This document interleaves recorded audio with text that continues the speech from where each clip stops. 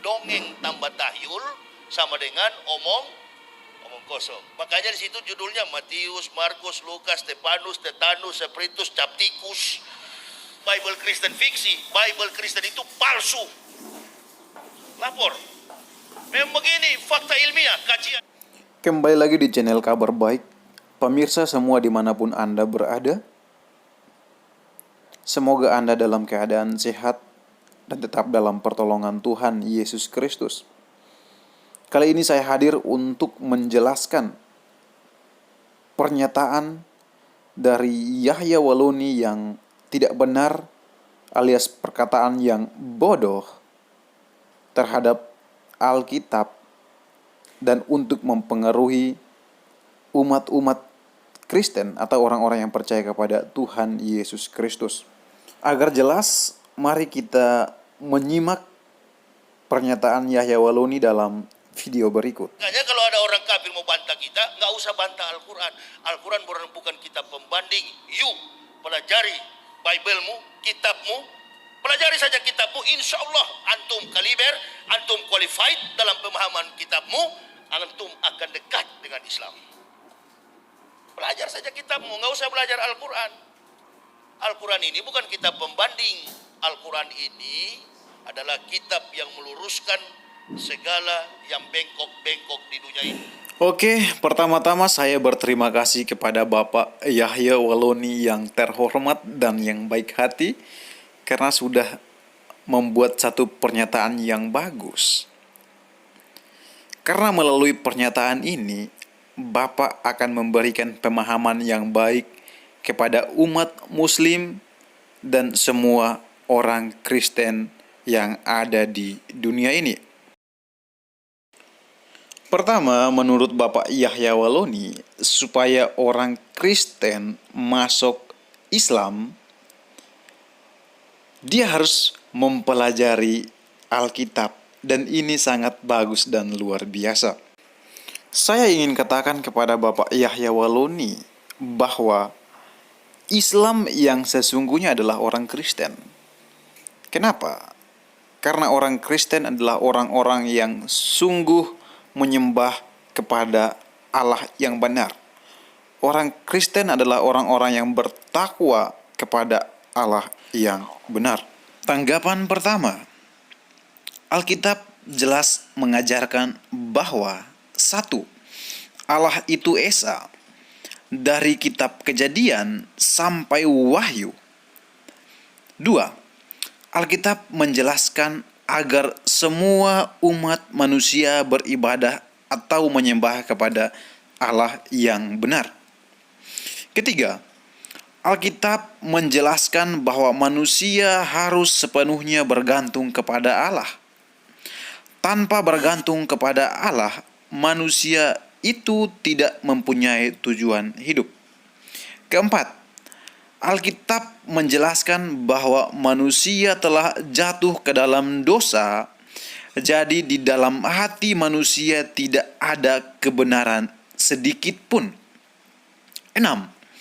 Alkitab mengajarkan bahwa manusia tidak bisa menolong dirinya sendiri, dan hanya anugerah Allah lah manusia yang berdosa itu bisa tertolong. Ketujuh, Alkitab mengajarkan bahwa karena begitu besar kasih Allah akan dunia ini, sehingga Ia telah mengeruniakan anaknya yang tunggal, yaitu Yesus Kristus atau Isa Al-Masih, supaya setiap orang yang percaya kepadanya tidak binasa, melainkan beroleh hidup yang kekal. Jadi, setiap orang yang percaya kepada Tuhan Yesus Kristus atau Isa Al-Masih, dia tidak akan binasa atau tidak akan masuk ke neraka. Itu tanggapan yang pertama. Tanggapan yang kedua, Alkitab tidak membutuhkan kitab lain untuk membenarkan atau meluruskannya. Dengan tegas saya ingin katakan bahwa Alkitab tidak membutuhkan Al-Quran untuk meluruskannya. Mengapa? Karena kebenaran yang ada dalam Alkitab tidak seperti apa yang tertulis dalam Al-Quran. Jika saya bermurah hati, saya ingin katakan bahwa hanya sedikit kebenaran yang Al-Quran catat, yaitu mengenai Isa Al-Masih yang akan menghakimi dunia. Karena Isa Al-Masih terkemuka di dunia dan di akhirat.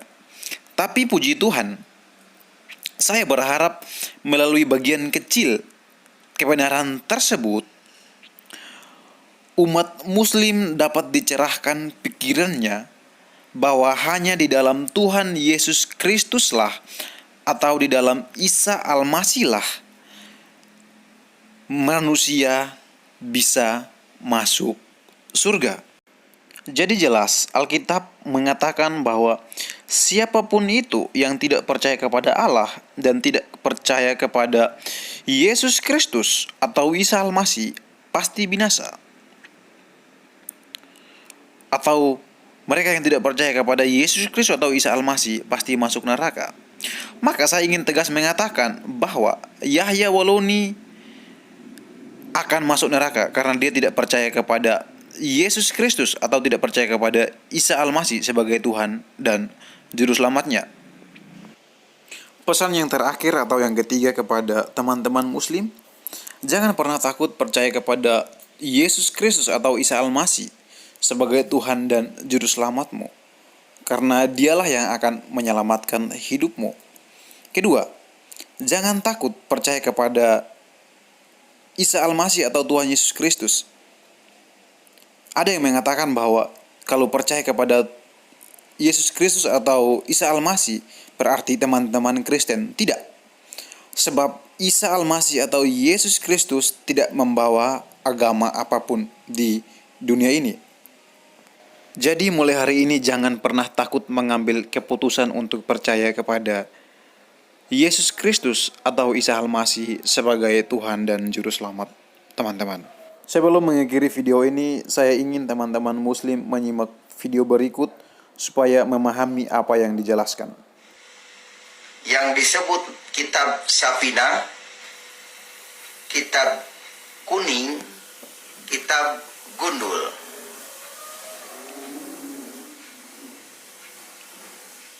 Tapi mereka menganggap kitab tersebut kitab Quran.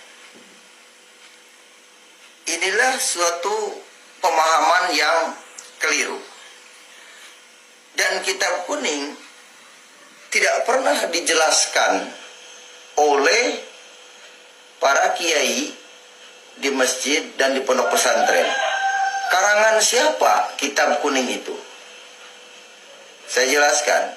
Kitab kuning adalah karangan Syekh Nawawi yang bermukim di Arab. Dia berasal dari, nah ini rukun Islam. Dan di sini juga tertulis waktu sholat. Jadi yang sesungguhnya umat Islam ini dalam melakukan ibadah itu mengikuti alurnya kitab karangan ini, yang disebut kitab Safina. Inilah yang disebut juga kitab fikih, hasil karangan Syekh Muhammad Nawawi. Oleh karena itu saya ingin berpesan kepada Bapak Kiai Yahya Waloni, Ustadz Abu Somad, dan Gus Nur Raharja, jangan terlalu pede, merasa benar. Sebenarnya Anda ini sudah menyimpang dari Al-Quran. Banyak orang yang mengatakan kalau mengikuti Isa Al-Masih adalah pengkristenisasian. Padahal Isa Al-Masih Rasul Allah, Nabi Allah yang diturunkan oleh Allah, tercatat di dalam kitab Al-Quran.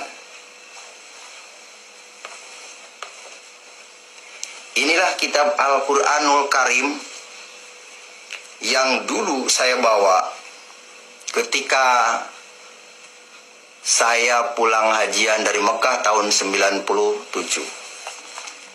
Di dalam kitab ini tertulis bahwa Allah menurunkan kitab Taurat dan Injil. Ini di dalam surat Al-Imran ayat yang ketiga. Bismillahirrahmanirrahim. Nazzala alaikal kitaba bil haqqi musaddiqan lima baina yadayhi wa anzala Taurata wal Injil. Allah menurunkan kitab Taurat dan Injil. Tidak menurunkan kitab hadis dan fikih. Sekali lagi, saya katakan Allah tidak menurunkan kitab hadis dan fikih. Apa yang diperintahkan di dalam Al-Quran? Al-Quran menjelaskan tentang orang yang berasal dari Allah dan kembalinya kepada Allah. Tertulis di dalam surat Al-Imran ayat 45 dan ayat 55. Isa Al-Masih adalah ruh Allah. Itu dijelaskan di dalam surat 21 Al-Anbiya ayat 91 yang berbunyi fanafa'na fiha min ruhina wa ja'alna wa ayata lil alamin. Dan kami tiupkan ke dalam tubuhnya ruh dari kami, kata Allah. Dan kami jadikan dia, Isa dan Maryam, sebagai tanda kekuasaan Allah yang besar bagi semesta alam. Isa Al-Masih adalah ruh dari Allah. Hidup di dalam dunia, mati, dan pada hari ketiga bangkit. Nanti akan turun lagi di hari kiamat. Banyak kitab yang menceritakan tentang Isa Al-Masih akan turun lagi. Diceritakan oleh Injil, diceritakan oleh Al-Quran, juga diceritakan oleh hadis. Oleh karena itu saudara, jangan sampai saudara terlambat. Segeralah hijrah dari mengikuti yang tidak tahu sorga, dari mengikuti yang walahu alam, kepada kepastian, yaitu Isa Al-Masih. Kalau bahasa Inggrisnya Yesus Kristus. Segera sebelum pintu tobat ditutup. Terima kasih. Semoga melalui penjelasan video ini teman-teman muslim memahami supaya mengambil keputusan yang tepat dan benar. Tuhan Yesus memberkati.